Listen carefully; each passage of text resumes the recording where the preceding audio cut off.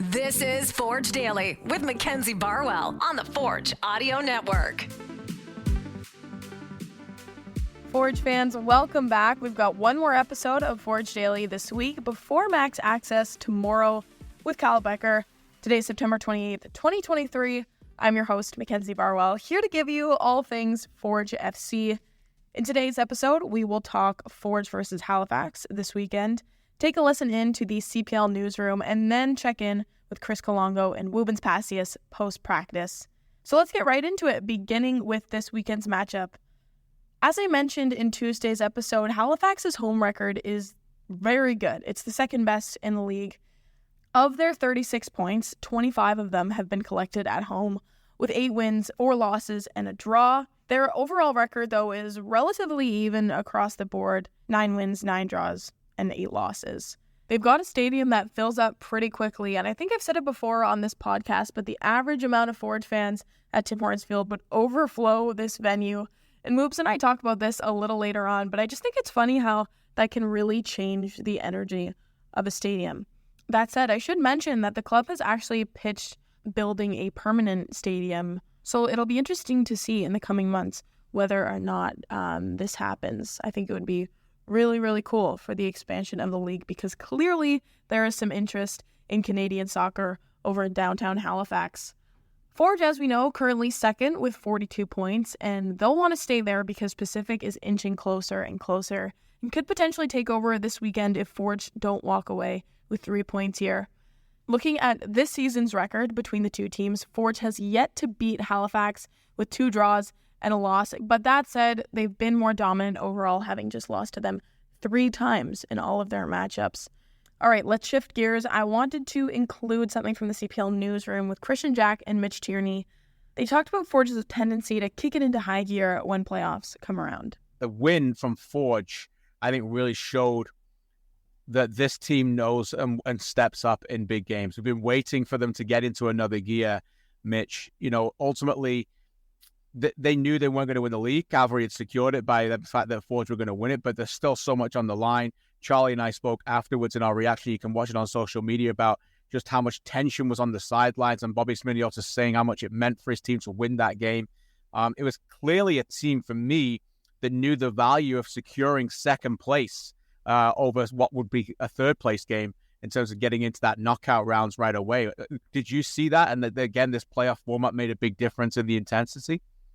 Yeah, and I think that's a really good point on Bobby, and the fact that he didn't shy away anytime he was asked from laying out the importance of this match for his club. And as someone who writes previews on a weekly basis and tries to get Bobby to hype up matches whenever I can, that's pretty rare. And so when he does, you take notice of it. And I'd assume his team, and it looked like it, they took notice of it as well, and they really stepped up in this match. And an excellent performance from them. I thought having Pacius and Campbell on the field at the same time playing as number 9s was a stroke of genius with what Batibanga can do in behind them. And yeah, just as we said, top 2 is so big. It's such a big difference between 2 and 3 in terms of their ultimate goal, which is to qualify for that CONCACAF Champions Cup. But if they can finish second, and now they look the favorites to do so, they're going to play a playoff match against Calvary, which they will feel heavily favored for considering the past, and feel really good about going into that one. And if they can do that, they'll host only their second ever final in terms of hosting it. So that's a big deal for them as well. So yeah, I think that it was obviously a massive match, and as they always do, they played like. So this is something that I would actually inquire about with both Woobens and Chris. So let's get into my conversations, starting with Chris, because I wanted to ask him what it was like being called upon in such a big moment against Pacific. Obviously, 60th minute comes around, G gets hurt, and it was crucial that Chris stepped up and held them off. So I asked how he stayed prepared in moments like this and throughout the season, knowing that he could be called upon at any time. I just feel like it's more having a confidence knowing that I train hard every day, I do my things, and that even though it's a random moment to go in a very high pressure situation, trusting that I've done everything I can and being confident on the field. I train as hard as possible, get my reps in. At the end of the day, situations like that, as much as I'm hoping for G and stuff, it's good for me to get on the field. Yeah. And no, I'm happy to be able to have a decent game, decent performance to close out the victory. In listening to some other CPL podcasts, I've heard this narrative that Forge have a tendency to kind of kick it into high gear when the playoffs start. Do you feel that urgency change? I think this club has been in a lot of big games, and I think that when it comes down to it, like, the guys here just live for those moments. And so that game like Pacific and the playoffs coming up are just, those are the type of games we live for. That second place is everything. Even if you played a team like Halifax at home, it's a place to go. Yeah. You know, if we have playing at home, I think we're definitely better here. Got our nice and big field. The fans. The fans, of course. The cheers, dude. Exactly. Those are catchy. Simply just need 3 points in Halifax. 3 points in Halifax. 3 points in Ottawa would be good too. But I think this Halifax game is really important for us, and everyone's switched on and ready to go. What does an away trip look like in Halifax? Are you gonna ride any scooters in downtown? Is there any? Nah, scooters, I think I'm done with. I don't think I'm going near a scooter anytime soon. You're Maybe done on the with off season. It's kind of difficult to explain, but I feel like every time that Forge had to play big games with a lot, like with the big meanings, if I can say that, they always showed up. Since I'm here, either it was during CONCACAF League, Champions League, Canadian Championship, or even during the playoffs, we always showed up. So I think it's kind of true that when the playoff come, we already like focus. You're already there almost mentally, because like you said, these last couple regular season games may as well be treated as a playoff game. Exactly, especially this year with the way that the standings are, and the importance of the second place to possibly hold like a home game during the playoff. It's really important. So of course it's already playoffs game. It's actually insane how much this playoff format changes. Yeah. I at first I thought it was weird. Yeah. But now that I understand the way it is, I think it's Me too. Nice. At first I was kind of like, what is going on? Yeah. But looking at previous formats, like last year, it would have just been a race to be top four. Exactly. But now, like you said, there's such a difference. There's such a weight difference in terms of the second versus third position. Yeah, exactly. But yeah, Chris said the same thing in the sense that you guys have always stepped up in big games like this. So it's not nice. Nothing new, I guess. Yeah.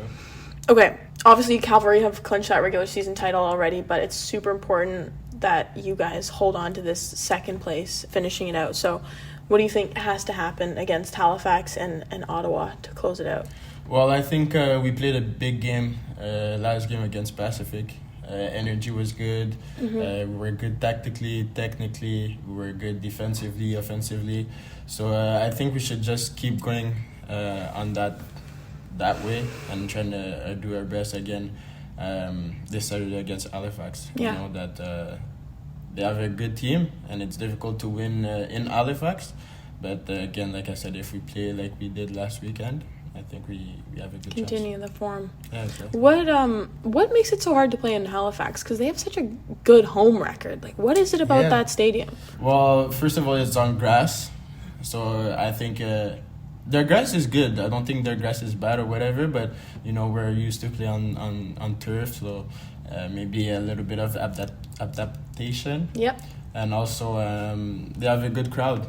They have actually a good crowd. They always Big turnout. Average, I think, 6,000 fans per game. So they have a big crowd, so it's a bit difficult, but it's nice. I think it's also kind of a perspective thing because, you know, on the average home game, you guys also have 6,000 fans, but Tim Hortons Field is huge. That's the thing. So it doesn't feel as packed almost. Exactly. So like you said, it's more the fact that their stadium is smaller. Small. Yeah. And then since everyone is there, it make it look a bit bigger. Yeah, it feels overwhelming. So, but no, shout out to the Forge fans. The Forge fans, shout out. Weekend and they cheer for us. Yeah. Okay, last question purely out of curiosity because I feel like I've been to enough of your practice now to know the way that it's set up and how it's divided into the passing, the small-sided games, finishing on the average day. What part are you most looking forward to? Yeah, finishing is always going to be the one that I prefer because I'm a striker. And, you know, it's nice to score a couple of goals, but I also like to play the like small-sided games and like the possession when we do like possession games. But yeah, for sure finishing and PKs at the end of training. All right, that will wrap up my post-practice interviews and today's episode. Thank you all so much for listening. As always, you can stream Saturday's match on One Soccer. And don't forget, tune into Max Access tomorrow. This has been Forge Daily with Mackenzie Barwell. If you like what you heard, please like, follow, subscribe, comment, and share. I feel like I'm just interviewing you now just to get you on the Forge Audio Network. I'm actually doing this for you because, I want you to score. Okay. And, I want to keep the, tradition going from the past 3 weeks. It's worked pretty well, so. Actually, yeah, it's actually very nice, and I wish we would have started that before, since the beginning of the season. I know. I just didn't know the power that the Forge Audio Network held that early on. I actually didn't know either. Until recently. It's crazy, though. What's going on? It's actually working.